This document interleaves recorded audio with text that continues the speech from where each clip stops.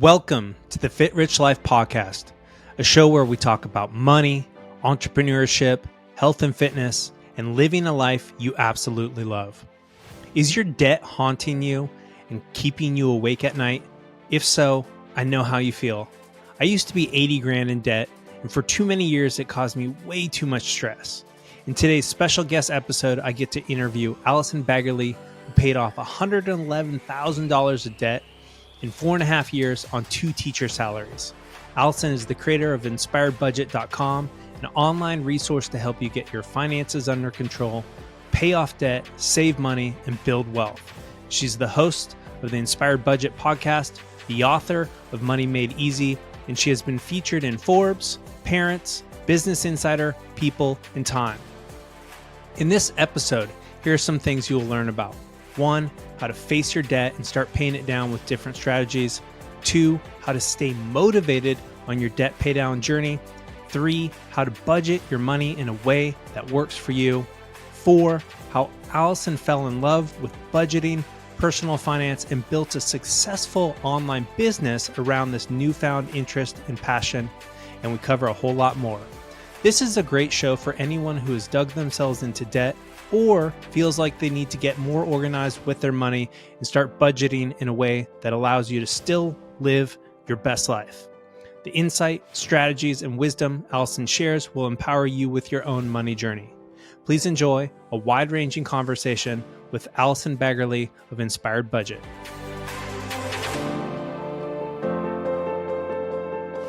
Allison Baggerly, welcome to the show. Thank you so much for having me, Justin. I'm happy to be here. So I'm super excited to dig into your story. Debt played a big role in my money journey, and I thought I had a lot of debt at 80 grand in debt at one point, but you actually paid off $111,000 of debt in 4.5 years, and you did it on teacher salaries, you and your husband as a teacher. So take us back to the beginning of when you first recognized, wait a minute, we got some debt, we got to start taking care of this. Well, I would love to tell you that as soon as I took out student loans or as soon as I signed up for a car payment that I was aware, but that would be a lie. My husband and I weren't actually aware, and we never even talked about money until we became unexpectedly pregnant on our honeymoon. So we get married, go on our honeymoon, come back. Just a couple weeks later, we realize, oh my goodness, Allison's pregnant, I'm pregnant. And that was never our plan. It was our plan to eventually have children, but it was never our plan to have children so quickly into our marriage. And we had never talked about money at all. So I'll never forget, we were sitting in our small little apartment at this hand-me-down kitchen table that belonged to my parents when they first got married. And we had these mismatched IKEA chairs, and we're sitting there, and I remember I had my head in my hands, and I was just thinking, okay, we have to make a plan. This isn't going as planned, but now we can move forward and have a plan. And so I Googled how much daycare was, because I was completely oblivious to how much all of this would cost. And that's when I realized that we didn't have that much money left over each month. With how our spending was and where our money was going, we didn't have that extra $800 or $900 to be able to cover for daycare, much less for me to be able to leave my teaching job. My husband was a teacher. I was a teacher at the time. And so I remember thinking, what are we going to do? We can't not change something. That's when we decided that we would really try to pay off debt very strategically, so that by the time, fast forward 9 months came and our baby came, and by the time I was ready to go back to work, we would have enough cash flow extra every month to be able to pay for daycare. So my husband kind of dragged me kicking and screaming into this, we're going to write a budget and not spend money, because I said, no, I don't want to do this. And I said, fine, I will do it, but only until we become debt free, only until we pay off these debts, not including our mortgage. And then I will never write a budget again. I will never worry about it again. And that entire process took us 4.5 years. We ended up adding to our family. So we ended up having 2 children along the way, 2 kids in daycare, and it was quite the journey. So I want to know how you stay motivated over 4.5 years. Were like there any specific resources that kept you inspired? Like, how did you actually stay committed to paying off that $111,000 of debt over 4.5 years? Well, Justin, the secret is we didn't stay motivated the entire time, right? The idea of staying motivated for 4.5 years on one thing, I mean, that's too much for one person, I feel like, to like commit to 100%. There were times whenever we were not motivated, and there were times whenever we were more lenient and maybe we didn't reach our goal for that month when it came to paying off debt. There were times whenever things came up and we were left with these unexpected expenses. However, my husband, he's much more disciplined than I am. He's a much more all around disciplined person than I am. So I struggled a lot more than he did. And one of the things that I strategically did was I would consume content that was related to personal finance when I could kind of feel myself wanting to give up. And then I also am a very visual person, very visual learner. So I created a little thermometer and I would essentially color it in as we got closer to paying off debt. I would color in how much debt we had paid off, and I would wait until my motivation started slipping and until I started thinking I want to give up. That's when I would get my red Sharpie and I would go into our primary closet where it was hanging. And that is when I would color in and see the progress we had made over the past couple of months.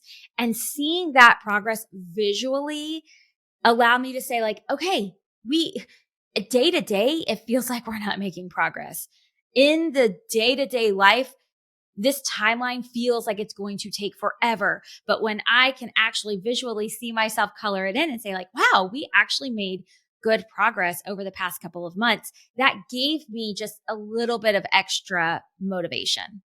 Yeah, I think that's huge. Two points I want to totally double click on. One is in I feel like it's so powerful to constantly consume inspiring content related to whatever journey you're on, whether that's a debt pay down journey, whether that's like, earning more money, spending less money, pursuing financial independence or fitness or whatever, but like just making sure that you're regularly taking in new content that gives you ideas, inspiration, strategies, etc. And then the second thing that you mentioned, just having a visual representation of your progress is so incredibly important because, money is just like this random idea. We all agreed that like, hey, money is worth something. It's like this man-made or, human-made thing that we've made. But so you creating that thermometer where you got to see like, hey, over the last 6 months, last, year, like we've paid off, call it 10,000, 20,000, $30,000 debt. Yeah, we still got a long way to go, but the fact that we've already done so much, like if we don't give up, like we can't help but get our debt crushed.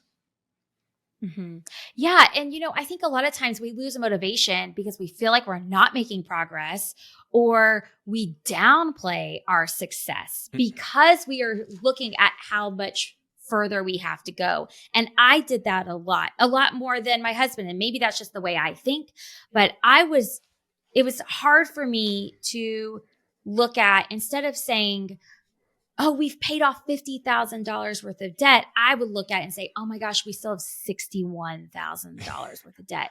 So being able to kind of turn it around and focus on what you have achieved, it allowed me to say, okay, well, when times get hard, like I know I can be successful because look at the success I already have. I have proven to myself that I can do this. It's just a matter of repeating those choices and repeating that success every single month for this period of time. And when I would lose motivation, it usually would happen whenever we got hit with an unexpected expense, right? So something happened and I felt like I lost control. Control was taken away from me. And so I lost motivation. And one way to gain back that motivation is to find a way to take back control. So that looked like looking at what we had done, telling myself, you can do it. Look at the success you have had, and then create a plan moving forward. So I would just say overall, for people to not expect this to just be like a straight line, right? Like Yeah. you think it's just going to always go up and you're always going to see success and you're never going to have your motivation just kind of stripped away from you.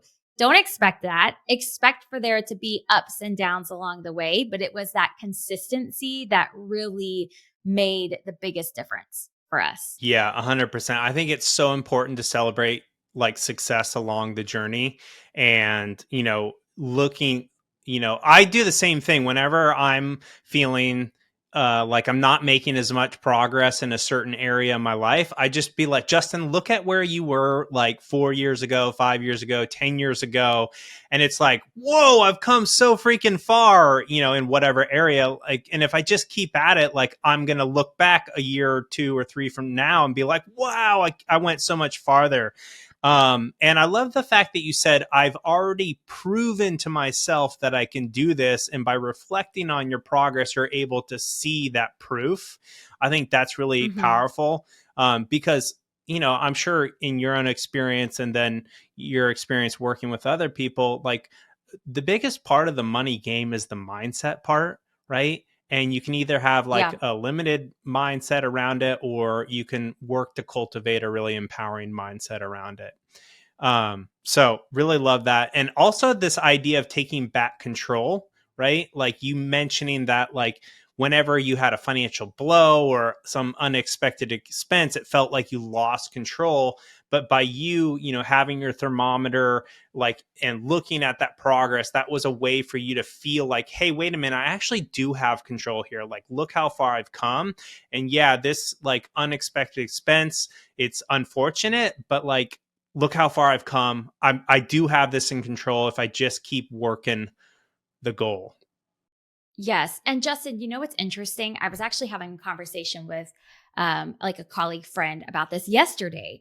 And she was asking me about how I was spending and my money habits before paying off debt. And it's very interesting because I think it's very natural for us as people to be hardwired to want to have control, right? And that can dictate a lot of our decisions.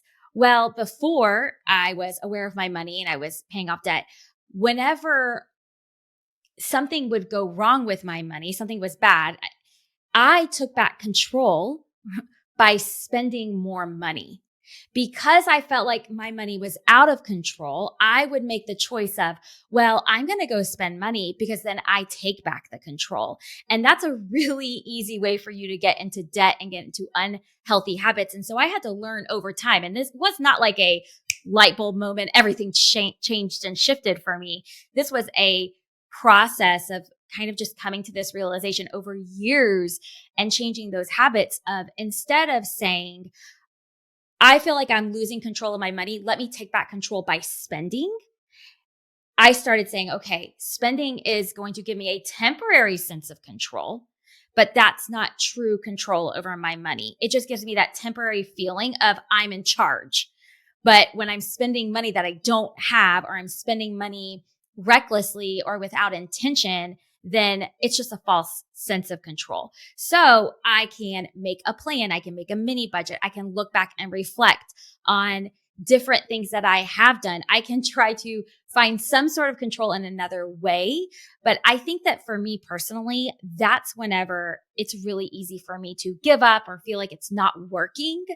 And I've had to relearn just some strategies and tools to, I guess, like quote unquote, keep in my tool belt for whenever things don't go as planned with money. Yeah, absolutely. So let's talk a little bit about spending. In the beginning of your journey, like what were some of the things you were doing to get your expenses under control, or even cutting expenses? So I almost like want to put you in my shoes here. Okay. You're a pregnant woman. No, just kidding. So we were at this crossroads, right? This was a complete, we did this complete 180.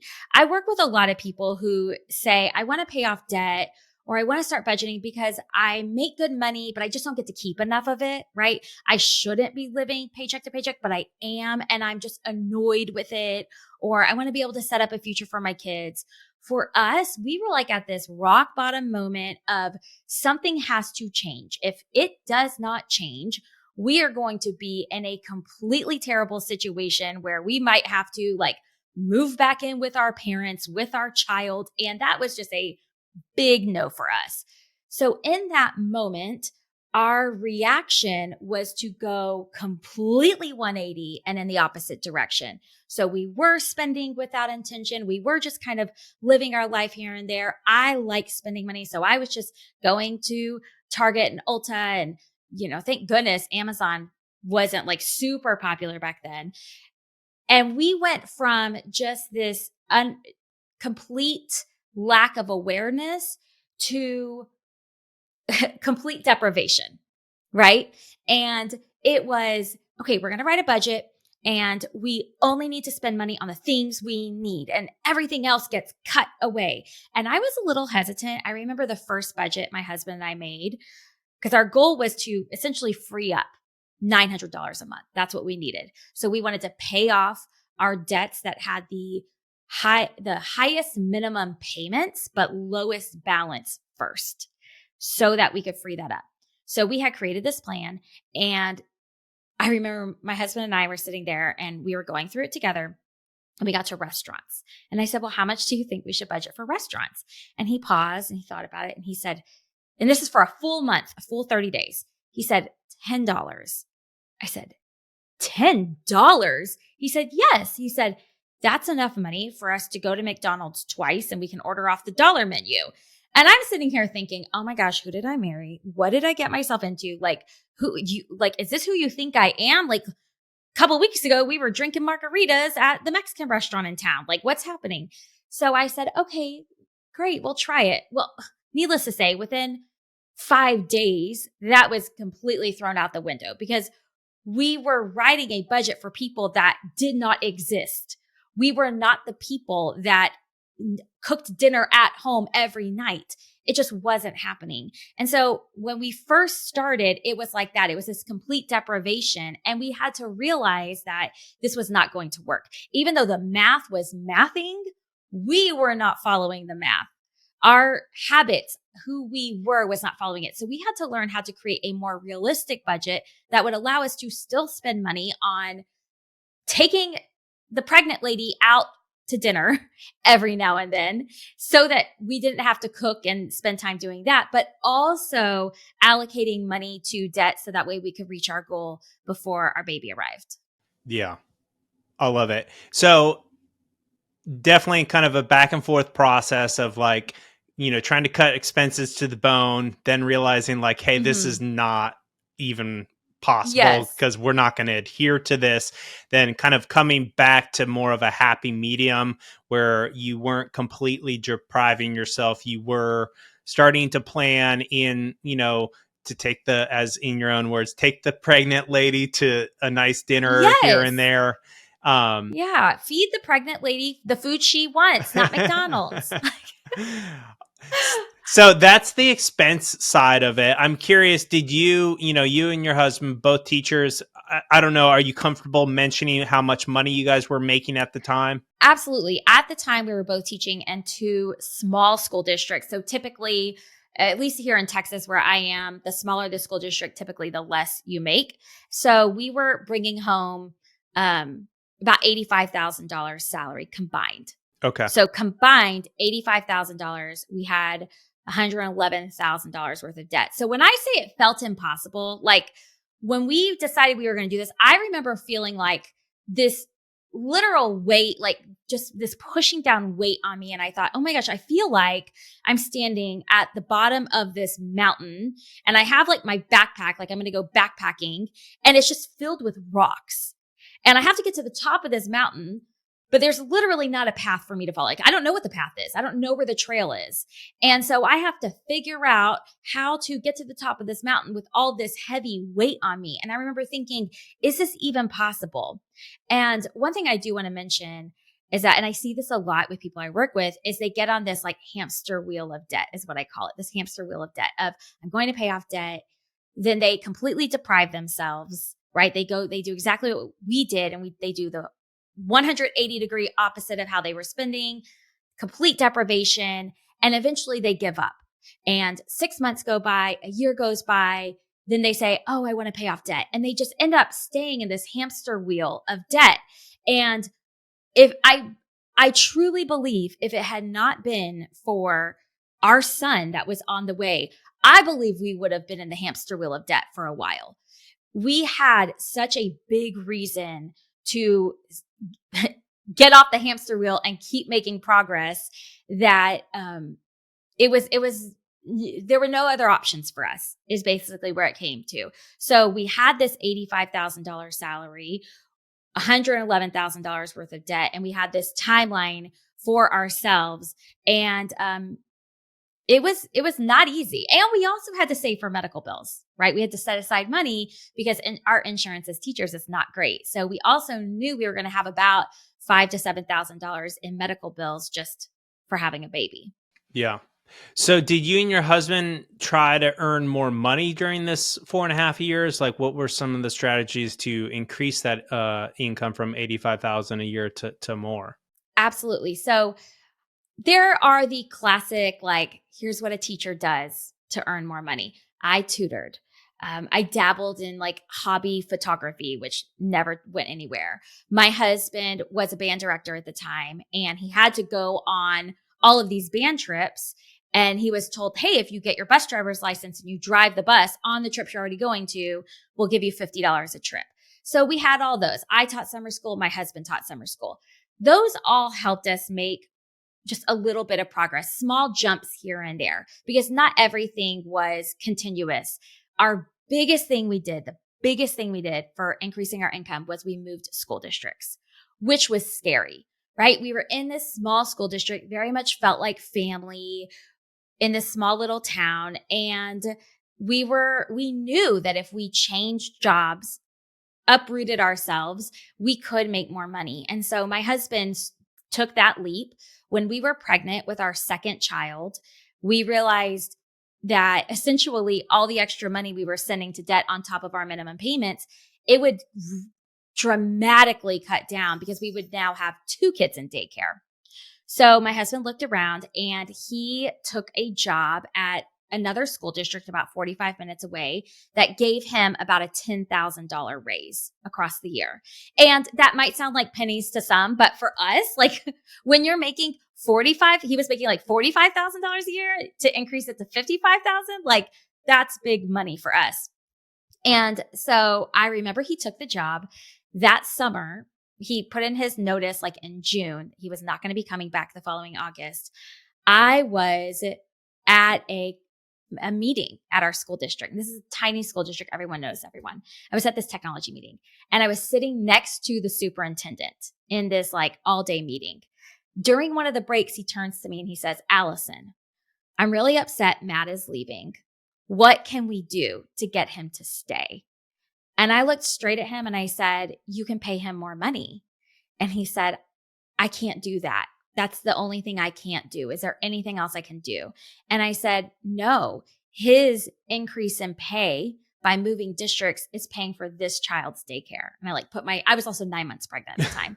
And he just kind of looked at me and I said, so unless you can match his pay, then he's not going to come back. And the superintendent just said, well, that's the one thing I can't do. And I said, well, then he's not coming back.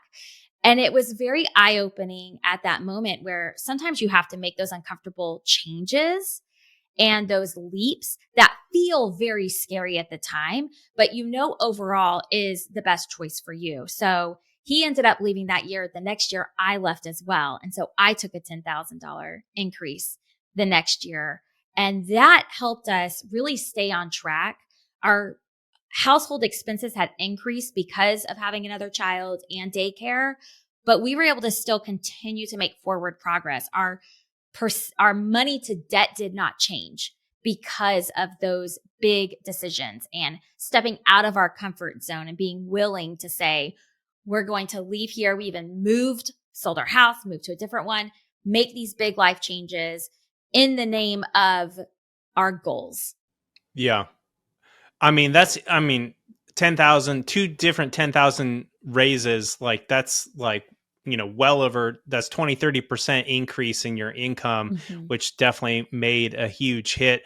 How far into the 4.5-year journey before you guys made that jump? We were about 2 years in for my husband when he made that jump. And then we were about almost 3 years in when I took that jump. So we did have a year where I was working in the smaller school district still because I had just had a baby. And then he was, driving 45 minutes away every day, commuting to the larger one. And then the next year we actually like physically moved our house. Like we bought a different house, sold our house, bought a new one.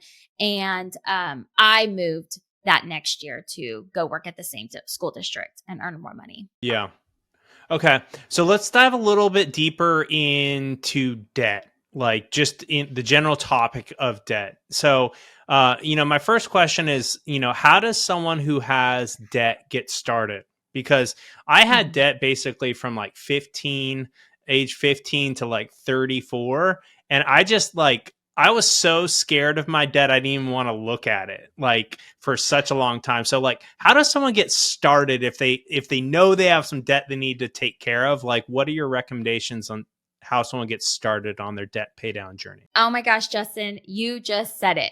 I have so many people that don't want to look at it because awareness is scary, but awareness is key. So whenever I work with people, I say the very first thing you need to do is you need awareness. We need to know the facts. I'm a big believer that our thoughts lie to us. I have a lot of thoughts that come into my head every day that lie to me, like that are not true.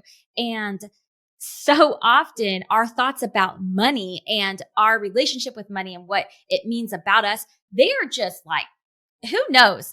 There is some like evil force that's putting them in our head, right?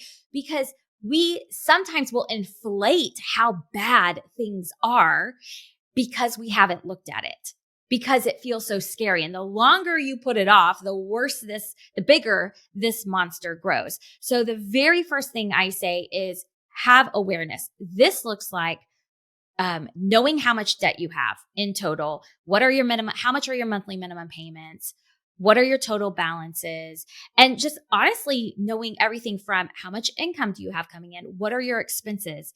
A really, really easy way to kind of get your debt picture all in one area is to just pull your credit report, because sometimes there are debts we've forgotten about, right? Like that happens to people, especially if it's been so long. There's things that we're just completely unaware of that's coming out of our checking account. So doing that, being able to just like put it all out there and say, this is my truth.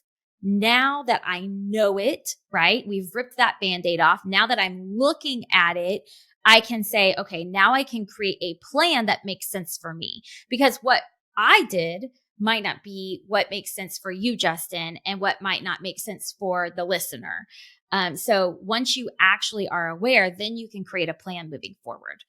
Yeah. And I know you have a goodbye debt tracker, a free resource for the listeners. So if you want an easy, beautiful template where you can start to get awareness around your debt, I think this is a free tool that Allison's put together for all the listeners. You can get at inspiredbudget.com/goodbye debt. We'll put that in the show notes as well. But I think that's super, super important is, Brene Brown says shame loves secrets. And yes. I was so ashamed of my debt for years. But the shame never Mhm. went away until I faced it and started to work on taking care of it. And so I think Mhm. like, even though it's so scary to like look at it, like once you get it, either in a digital tracker or down on paper, then you can actually be like, wait a minute, I see this. It's not awesome, but I can actually start to work on this, because it's not just like this like dark closet in the back of your mind that wakes you up at like 2 a.m. in the morning and stresses you out. Yes. Yes, and I even see like a parallel to health here, because I have a family member, I won't say who, but I have a family member that avoided going to the doctor for years. Like I'm talking 20 years. This person did not go to the doctor for fear of what the doctor would say, not because they were incredibly unhealthy, but because of their family history of health and their parents' health and their siblings' health. And they were so scared that they would go to the doctor and like this huge, scary thing would be revealed, right? And so when they eventually did go to the doctor and they did come up with like, okay, here's what you need to work on. We're going to get you on, a medicine A, B, and C, or we're going to give you, this workout plan, or here's this plan for your diet. There was this like weight, right? Lifted off of your shoulders, because now you finally know. You're no longer spending time thinking about it and making it something in your mind that it's not. And so I feel like there's a lot of parallels between your health and your money. And so many people will do that with their money. And they'll say, well, we're going to go to the doctor, we're going to take care of ourselves, or I'm going to go to the dentist, or I'm gonna take my children to the dentist every 6 months and like cross my fingers and hope they don't have cavities, but I'm gonna do it. But we don't do that for our money. We don't do these checkups for our money, and we need to. Yeah, I totally agree. So let's talk about like, I know there's different debt strategies. It sounds like you kind of used a mix of two different ones, but could you go over some of the common debt strategies that people utilize? Of course. So I actually, in my book, Money Made Easy, and chapter 5 is all about debt. And I go over three like popular, I guess I would say, three popular debt strategies. The first one is a very well known debt snowball method. This is when you do not take interest rates into account and you just pay off your debts in order from the smallest balance to the largest balance. The pros here are that it gives you this quick win, this motivation. So many people like this method because they say, I just need like that pat on the back. I just need proof that I can do it, right? We talked earlier in this episode, earlier when we were talking, I was sharing how when I got frustrated or when I was losing motivation, I looked back and I said, oh, look at all of my successes. The debt snowball method gives you your first success pretty quickly so that you can look back and say, oh, I did it. Like I paid off that $500 credit card. Like I can do this. Whereas the debt avalanche method takes into account the highest interest rate loan first. So if you have credit cards with super high interest rates, anything like payday loans, anything that's high interest that is making it very mathematically difficult for you to make progress, and you already have that motivation, you already have that discipline, typically the debt avalanche method is going to be a great option for those people because mathematically it helps you pay the least amount in interest over time. So you're paying off your debt faster, but if your highest interest rate debt is a $5,000 credit card and you have this little small student loan over here for $2,000, it's going to take you longer to get to that win, if that makes sense. 100%. Yeah, Yeah. and as I mentioned before, like the biggest part of money is actually the mindset part of it. And Mhm. some people are going to be motivated by like, oh, I'm crushing the debt with the highest interest, so over the period of debt pay down, I'm going to pay less interest, so I'm winning in that way. Whereas other people are going to be like, I just need to know that I can pay off a credit card or like pay off one of my debts, and that's more motivating for them. And everyone's motivated in different ways, so it's really kind of Mhm. like feeling out like what feels more motivating to you, and then going with the strategy that feels more motivating. Yes. And actually, that brings me to my third debt payoff strategy, which is what I call the DIY debt payoff method, meaning you get to choose and decide. For instance, let's say that I had a family loan, right? I have my grandma loaned me $4,000. And every single time I go to Christmas or every single time I see her, she's saying, when are you going to pay me back? Or, it's a 0% interest loan. Maybe she said, you don't have to pay me back interest, but it's that weight of like, oh my gosh, this is such an emotional debt. Like I'm almost avoiding talking to my parents or my grandparents, whoever that family loan is. A DIY debt payoff method might say, listen, even though this loan has 0% interest, because it's tied emotionally to that, like I just need it off my back. So I'm going to put that one first. It might not make sense mathematically, but it makes sense emotionally. So my husband and I did our own kind of DIY debt payoff method because our goal was to free up $900 every single month of minimum debt payments before my baby had to go to daycare. So we had 9 months of pregnancy and about 3 months of maternity leave. And that was ultimately the goal. So we were very strategic with how we paid off our debts in a certain order. Once we freed up that $900 per month payment, a lot of our debts were lower interest rates. So we just did the debt snowball.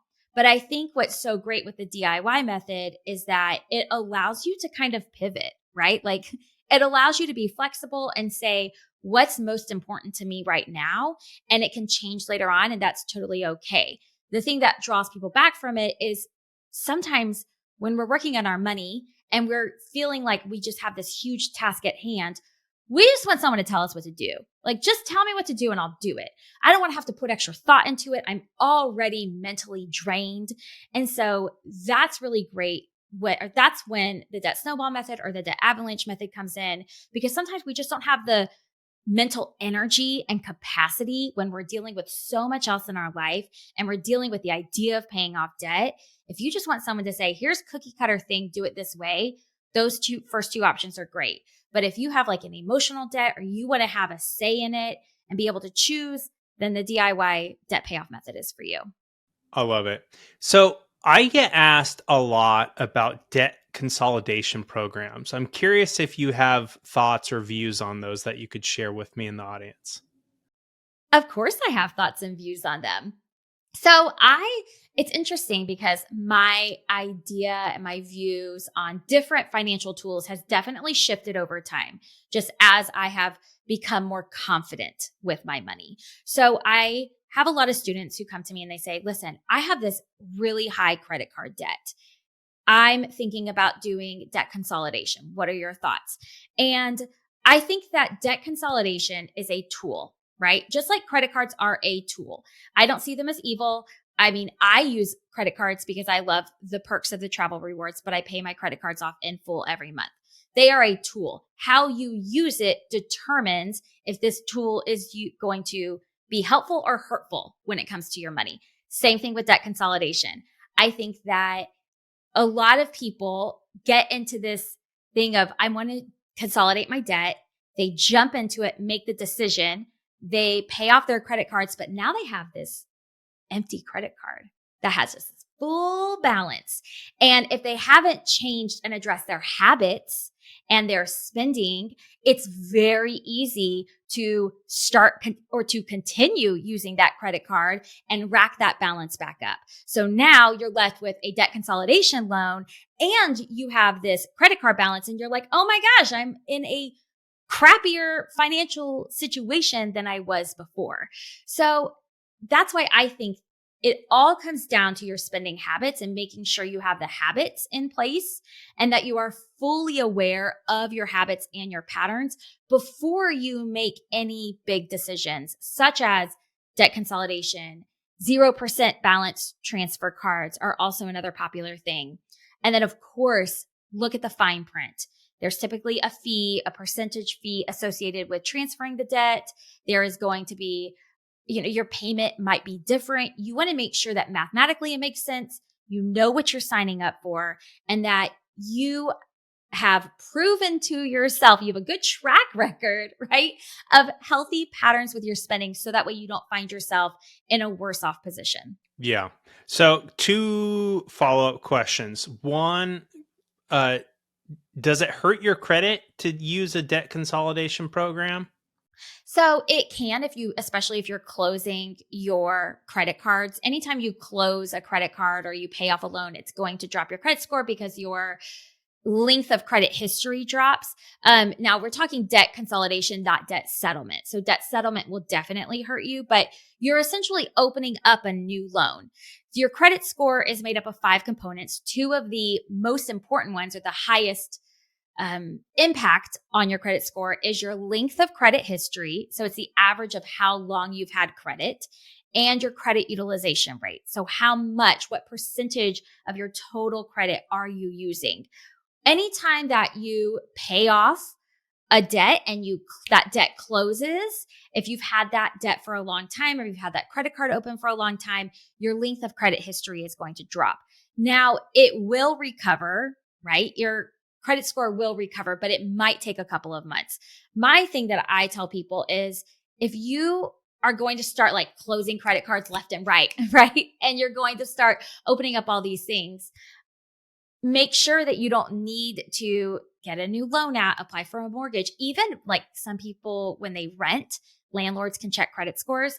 When you are going to be doing that in the next 6 months, just be really careful and mindful of it, is what I recommend. But for me personally, like if I were to do something, my credit score is not necessary right now in my life. We have 2 cars that are paid off, that are in good shape. I don't foresee us having to immediately go get a car loan and I need a lower interest. We have our mortgage. We're happy in this house. We don't plan on moving. We have a 2.5% interest rate on a 15-year loan. Like, I am staying put.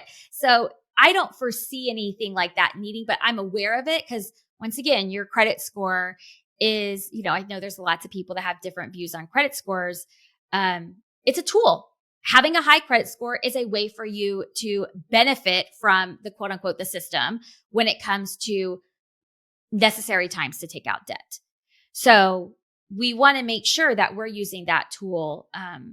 We're respecting the tool and using it appropriately. Yeah. My second follow-up question around this, because I get asked about this all the time, is how do they, if they determine that hey, I've improved my habits, the debt consolidation program could help, how do they actually find a reputable program? Because I feel like there's a lot of sketchy, scammy ones out there. Exactly. Definitely do your research online. I always recommend people look into local credit unions.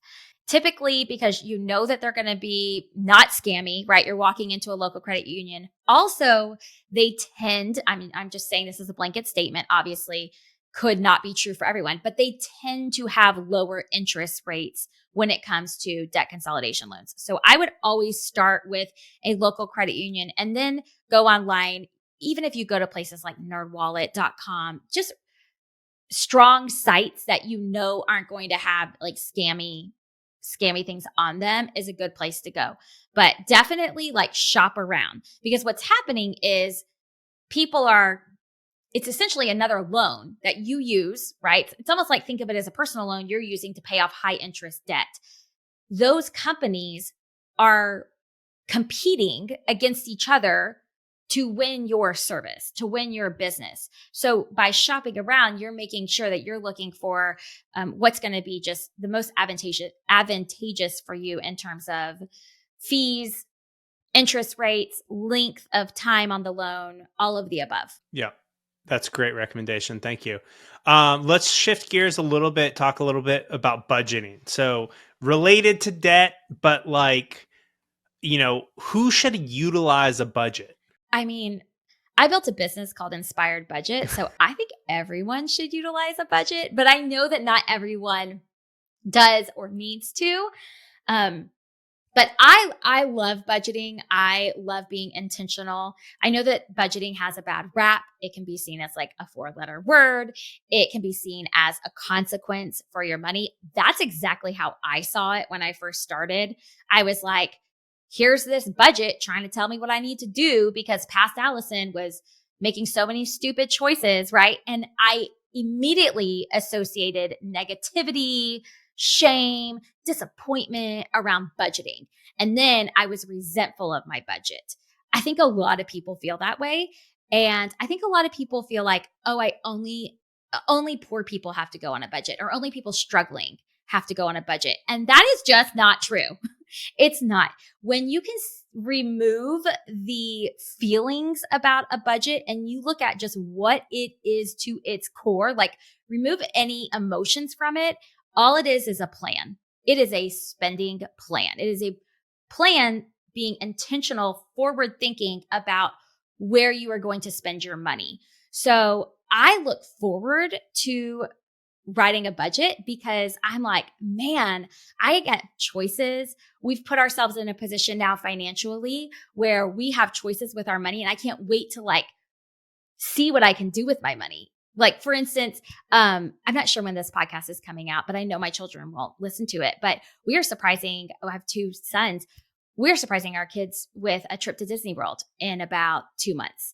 And I am like so excited to add that money to my budget. Like, and it's exciting to me to say, I've worked hard for my money. I've made choices with it. And now I get to really see, where do I want it to go? How much do I want it to go to investing? How much do I want to go to beautifying our yard? We're currently working on planting fruit trees in our backyard and our landscape. And that's fun to me. So I think everyone should budget. However, I don't think it's necessary for everyone. Great nuance there. What are the different types of budgeting? Because I know there's several different types. Like, can you run through a couple of them, and who should use which one type of deal? Oh my gosh. Well, I can't tell you who should use which one. It's totally unique and personal decision, but there's different types. You have the very common 50-30-20 budget, which is really, well, I can tell you who should use them. That one's really great for people who are brand new to budgeting and they just want to say, can you just like give me some amounts so I know if I'm on the right track, right? I think of it as the very first time someone is running a mile and they're like, am I fast or am I slow? I don't know, because I don't know what I don't know. So if I'm running a 15-minute mile, is that fast? Is that slow? What should I be aiming for? Should I be aiming for a 10-minute mile? What is it? So think of your 50-30-20 budget as very similar. It just gives you these kind of guidelines to follow. 50% going to needs, 30% of your take-home pay going to wants, and 20% going to savings or like money goals, like extra debt payments, things like that. There's that one. There is the zero-based budget, which is just writing a budget and intentionally allocating every dollar to have a purpose. So that way your income minus your expenses equals zero. That's just mathing. And then what I personally love is paycheck budgeting. And this is more surrounded around the timeline of your budget. So a lot of people, when they get started with budgeting, they think, okay, May is coming up. I'm going to start my budget from May 1st. It's going to last from the first of the month to the last day of the month. And while that makes sense in theory, that's actually not the best way to budget. It's better to budget per paycheck. So that means that your budget begins the day you are paid and your budget period ends the day before you are paid again. So for my family, we are paid, my husband and I are paid on the last day of the month. So we will be paid April 30th. Our budget, our first budget, will last us from April 30th all the way until May 14th. My husband is paid again on May 15th. We will have another budget for that paycheck period that will last us from May 13th until May 30th, because there's 31 days in May, right? Yes. Yes. So until May 30th. So that's more budgeting based on your paycheck. That's what I teach. That's what I think makes the most sense, especially as a visual learner. You can kind of like lay it all out on a calendar and see like, oh, here's what I need to do. Because when people are paid biweekly or weekly, it's difficult for you to see like, well, my mortgage payment comes out, but that's almost my entire paycheck for that week or for that 2 weeks. How do I make this work? And they just say, well, I'll just pay my mortgage and then I'll just put everything else on a credit card. And then they get into this cycle of using their credit card as this crutch. And then fast forward to their next paycheck. Now for their next paycheck, they have to cover that paycheck has to cover their upcoming expenses and pay off their credit card debt for their last expenses. Yeah. Does that make sense? It does. One kind of follow-up question that I was trying to think through. So does that mean like you do this all visually and you actually map your expenses? Because you know how expenses come at different times, like, right? Oh, yes, I do. You have a subscription that comes like charges every 7th of every month. You have another subscription that charges every 22nd day of the month. Mhm. Like, so do you actually map all that together with your paycheck? I do. So if you go follow me on Instagram at Inspired Budget, usually on the first of every month, I have a reel or a video where I kind of showcase our calendar. Like I print out a calendar, and I'm a very like artsy person. I enjoy doing this. If I asked my husband to do this, he would say, no, I'm not doing it. I'll just put it in my head. Right. Like, and so you have to also realize like this is going to work for some people. For some people, this won't. I look forward to doing this. I get excited. I get my different color highlighters out. I get my fun pins, and I will literally have my calendar and I map out, okay, if I am paid, and I almost like want to grab one to show it to you, but they're not with me right now. But if we are paid, I will group our paychecks together and I would say, okay, our April 30th paychecks are going to be pink.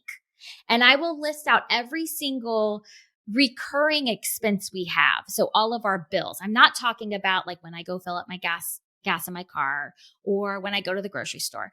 I'm talking about our normal set monthly bills. I write those all on a calendar on the dates that they are going to be auto drafted out of my account. I even include how much it is because I like to know that. Then I assign every single paycheck has to cover certain bills. So for instance, I'm paid once a month. My husband is paid twice a month. So on that April 30th paycheck, a majority of our money comes in that month, our income, which means that income needs to cover a majority of our bills and sending money to savings or investing, all of those things. So I will highlight all the expenses, if pink, to come out of that April 30th pink paycheck. When my husband's paid again on May 15th, I might highlight that paycheck green.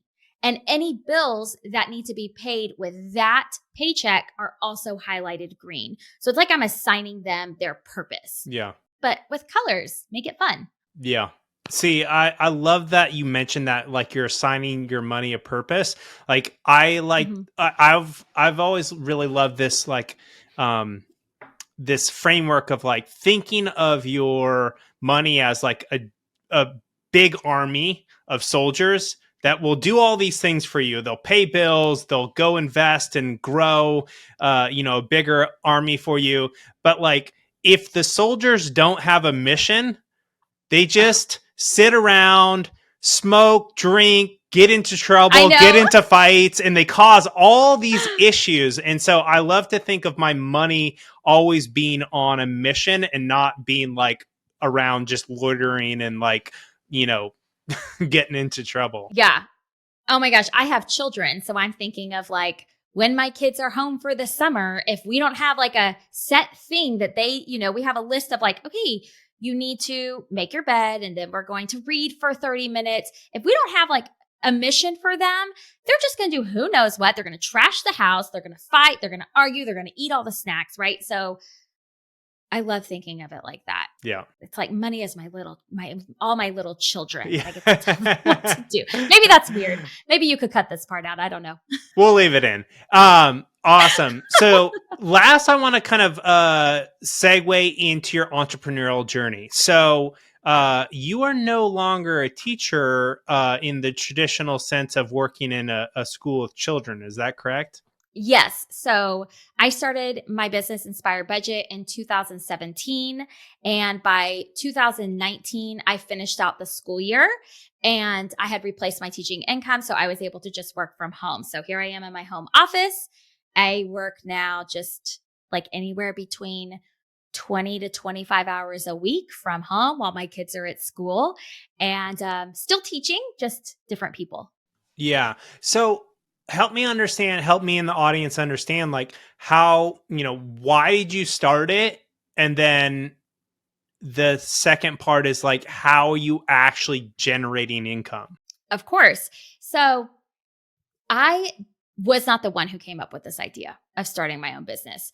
I taught for 10 years, and the first, I would say, 7 years, or maybe year like 3 through 7, I would find myself constantly Googling, what other jobs can teachers do? I knew I didn't want to go back to college. I did not want to take on more debt. I was not interested in getting a master's of any sorts. And I'm not going to lie to you. While I was frustrated with the job, and while it had its things about it I did not like, I love my summers. Like, I love the freedom. I love the week off during the spring, 2 weeks at Christmas, like those guaranteed times. So I just constantly said, well, there's nothing out there for me.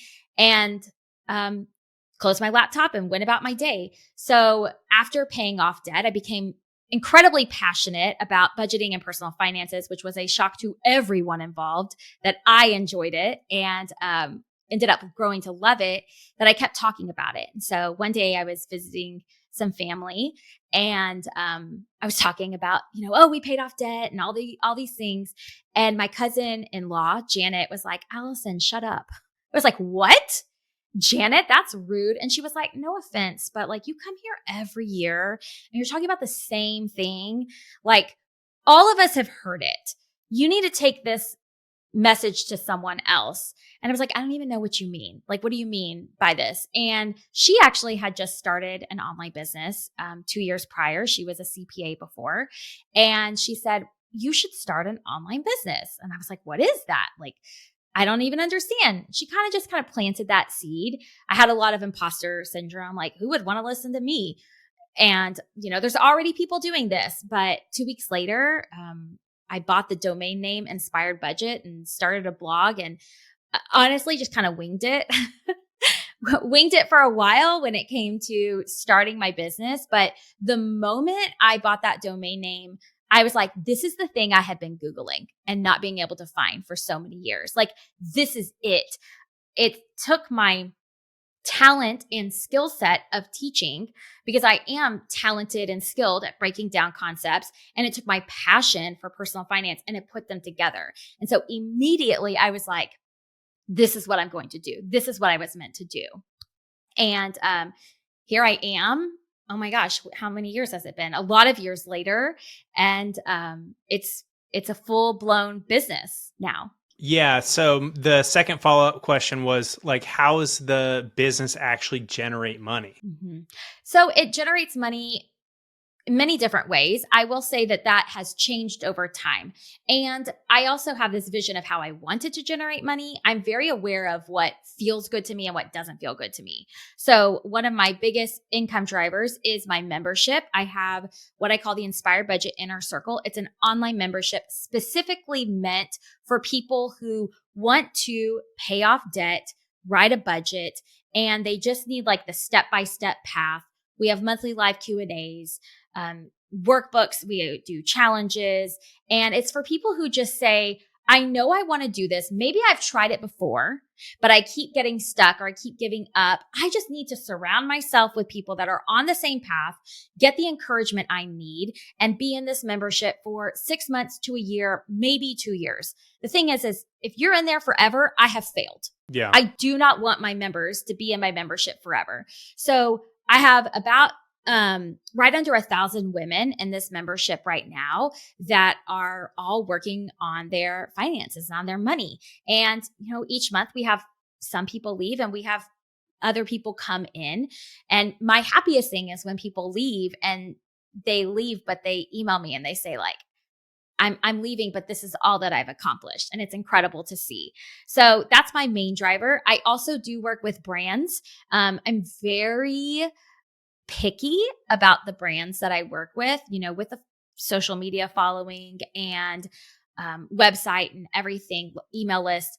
I get approached a lot from lots of different people, lots of different brands. I once had Dos Equis want to send me a little Dos Equis mini fridge, like in the shape of a Dos Equis bottle filled with Dos Equis.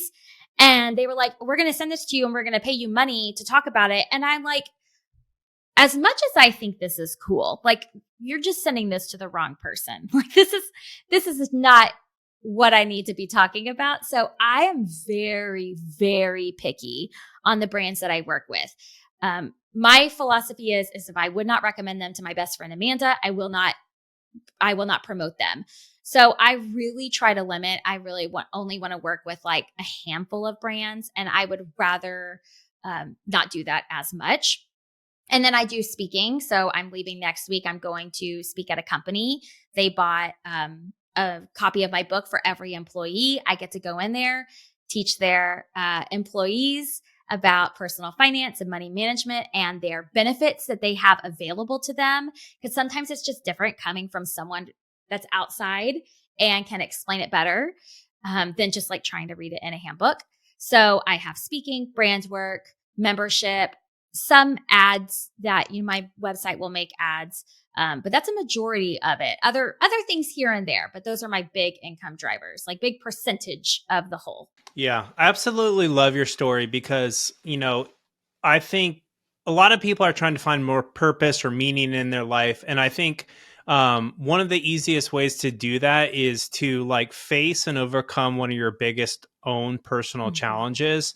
And like for you, that was like crushing this like $111,000 of debt and learning how to pay down debt and budget.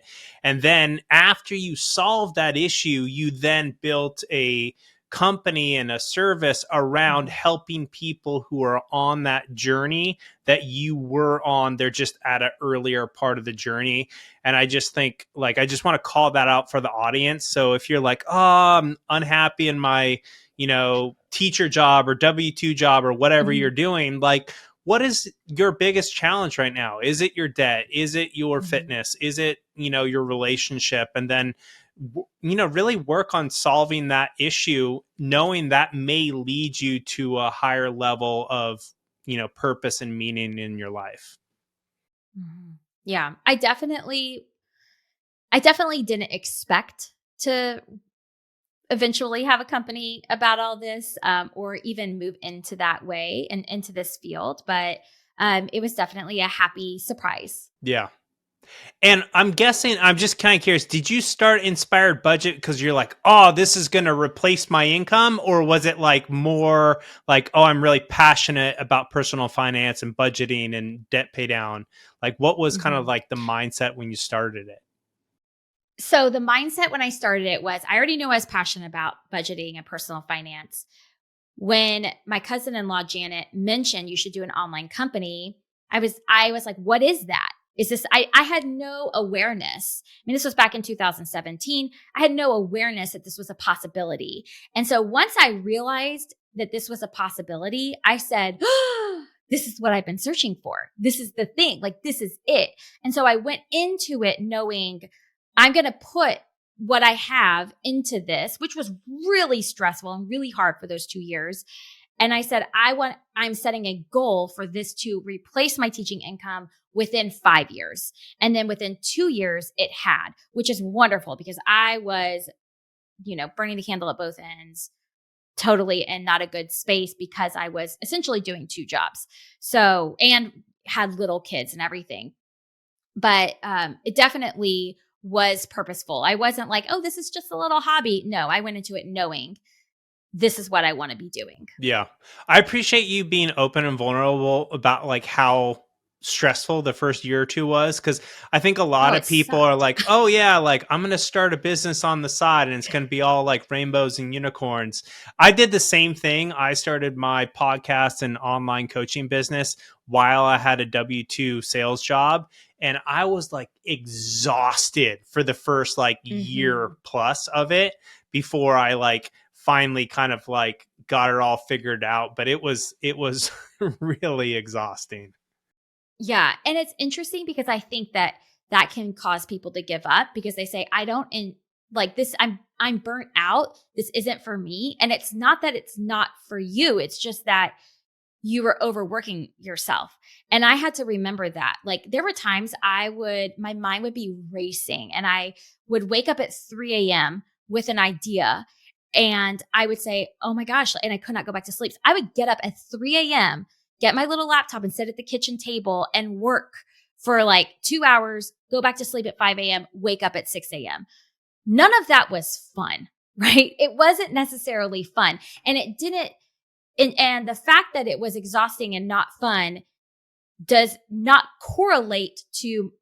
mean I was not passionate about it or that I was not good at it. Right. And so I don't want people to think that like, oh, when something's not fun anymore, or when I do get burnt out, that means that I no longer enjoy this. No. And you can enjoy something and be passionate about it and it still be hard and not always be fun all the time. Right. Like I'd be lying to you if I said I enjoy everything I do in my business. Absolutely not. Like, no, if I got to talk to people on podcasts all day and like create videos all day, yes. But there are other parts of it that I don't enjoy as much. I try to hire out what I don't like, but there's some of it I just have to do as the founder and CEO of my business. Yep. Yeah. Same thing happened to me. With the waking up in the middle of the night and having to just start working because you couldn't go back to sleep. So literally same thing. I'd wake up between 1 and 3 a.m. and I'd just like start working because I was like, I can't turn my mind off. And so I may as well like get up and do it because otherwise I'm just going to sit in here in bed for multiple hours. So the way I solved that is I just started going to bed at like 7 o'clock.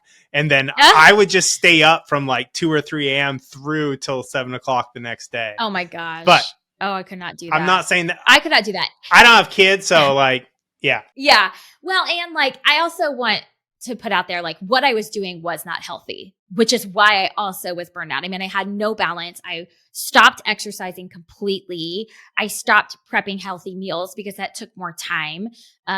My family life suffered. My marriage suffered. Everything it felt like was suffering at the expense of what? And after 2 years, it got to the point where it was I either need to quit my job, my teaching job, or I need to quit Inspire Budget. I could not keep doing both because everything else had suffered so much that it just wasn't possible for me. And so that's when I took that leap. And I did take that leap probably a little too soon. It all ended up working out, but it was a very scary leap. But it wasn't healthy. Yeah. And now because of experiencing that for 2 years, I very much safeguard my time, my family time, my marriage. I am probably overly, what's the right word? I probably just overdo it with having the boundaries because I don't want to fall back into what I found myself in back then. Yep. I totally understand. That's why I really admired earlier in the show. You said I do work on Inspired Budget for like 20 to 25 hours a week. And then the rest of the time I'm focused on my kids and my marriage and the other aspects of my life. So, yeah.